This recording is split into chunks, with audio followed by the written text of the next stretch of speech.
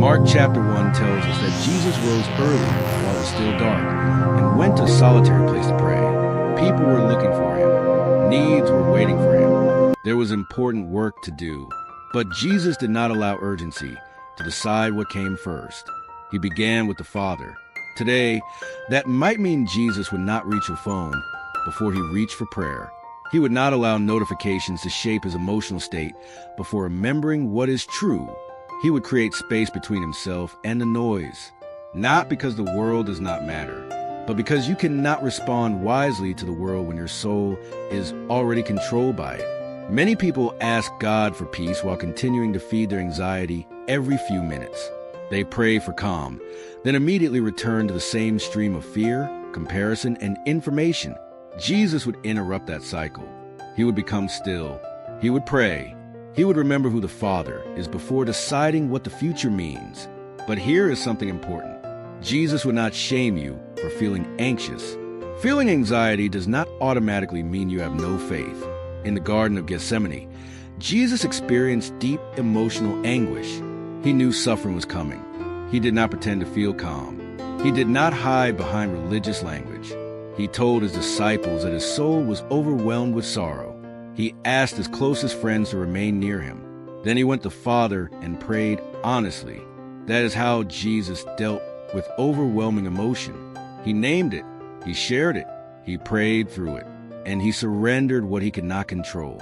Jesus prayed that, if possible, the cup of suffering would pass from him. That was an honest desire.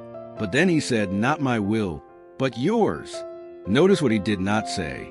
He did not say, "Nothing hurts." He did not say, "I am not afraid." He did not say, "This does not matter."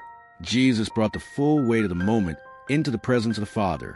Real trust is not pretending you have no fear. Real trust is deciding where you will take your fear. Anxiety often grows in secrecy. You keep everything inside. You replay the same possibilities. You try to solve them alone. But Jesus did not isolate himself emotionally in Gethsemane. He invited trusted people near him. He prayed with honesty. Today, following his example might mean telling someone you trust what is really happening. It might mean asking for prayer. It might mean speaking with a pastor, counselor, doctor, or qualified professional when anxiety is persistent or overwhelming. Receiving help is not a rejection of faith. Sometimes help is one of the ways God cares for you. Jesus would also help you separate what is happening from what you are predicting. Imagine you are waiting for an answer about work. The reality is simple. You have not received the answer yet. But anxiety adds an entire story.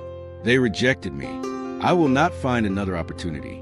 I will lose everything. My life is falling apart. One unanswered message becomes a complete disaster. Jesus would bring you back to the truth. What do you actually know? What are you only imagining? What can you faithfully do today? What must you release to God? This is not avoiding the problem. This is refusing to suffer through imaginary events before they happen. Jesus says in Matthew 6 that each day has enough trouble of its own. That might sound negative at first, but it is actually freeing. Jesus is giving you permission to stop collecting tomorrow's problems. You have grace for today. You have strength for today. You have responsibility for today. Tomorrow will require new grace, but you do not need tomorrow's grace before tomorrow arrives. Think about the prayer Jesus taught his disciples. Give us today our daily bread. Not bread for the next 20 years. Daily bread. Enough of the step in front of you. Anxiety demands a complete map. Jesus often gives a lamb for the next step. This means one of the most practical things Jesus would do is ask you to identify your next faithful action. Not every possible action. Not the perfect action. The next one. Make the call. Complete the application. Apologize. Ask for help. Create the budget. Turn off the phone. Rest. Pray. Tell the truth. Then release the outcome.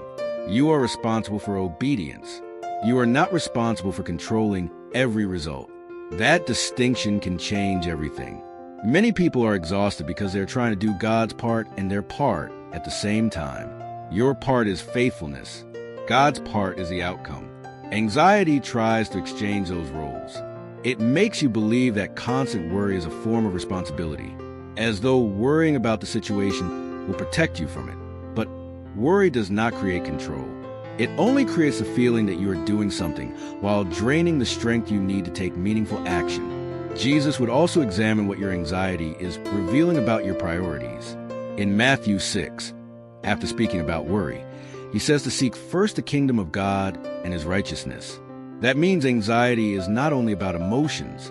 Sometimes it reveals what has become too important to us: approval, success, money, control, comfort, reputation. When something becomes a foundation of your identity, the possibility of losing it will control you. Maybe you are not only afraid of losing the job, you are afraid that without the job, you will feel worthless.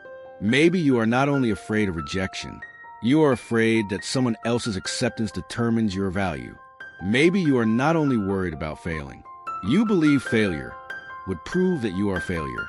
Jesus would challenge that foundation. Your value does not come from your productivity.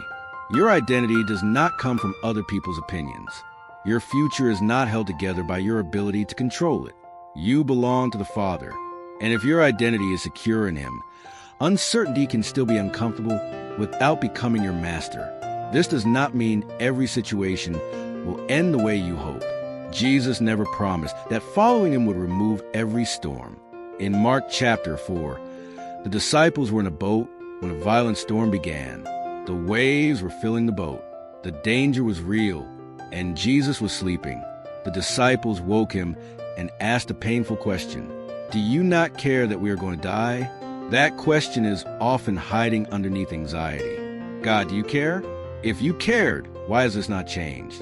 If you were here, why would I feel like this? Jesus stood and calmed the storm. But then He addressed the fear inside the disciples. Because the greatest revelation in that boat was not simply that Jesus could change the weather. It was that Jesus was with them in the storm. Sometimes God changes the circumstances. Sometimes He strengthens you while the circumstances remain uncertain. But His presence is not measured by how calm the water looks. The disciples thought Jesus' silence meant He did not care. They were wrong. And you may be interpreting God's silence in the same way. You may think that because the answer has not arrived, God has forgotten you. Because the door has not opened, He is absent. Because you still feel anxious, prayer is not working. But Jesus' presence is deeper than your immediate emotional condition. Faith does not always feel peaceful. Sometimes faith looks like returning to the truth while your body is still afraid. It looks like praying again, breathing again, taking the next step again, refusing to make fear your prophet. So how would Jesus deal with anxiety today? He would step away from unnecessary noise. He would begin with the Father. He would name the real emotion without shame. He would invite trustworthy people near. He would separate facts from frightening predictions. He would return to today. He would ask for daily bread. He would take the next faithful action. He would seek the kingdom before control. And He would entrust the outcome to the Father. Here is a simple way to practice this today. Take a page and create 3 sections. In the first section, write, "What am I afraid will happen?" Be honest.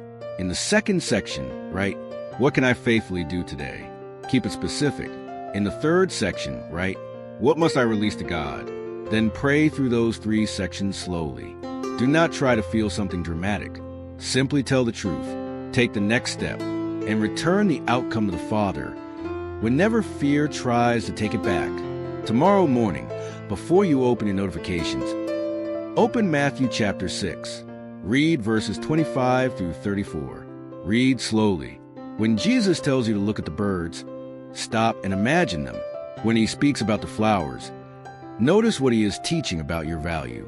When He tells you not to worry about tomorrow, ask what burden from tomorrow you are trying to carry today. And when He tells you to seek first the kingdom, ask what faithful response would honor God in the situation you are facing. Jesus never promised you a life without uncertainty. He offers something better, a life in which uncertainty no longer has the final word. You may not know what tomorrow will bring, but you can know who will meet you there. And until tomorrow arrives, you have one day to live, one step to take, one prayer to pray, one opportunity to trust. Do not carry a future God has not asked you to carry.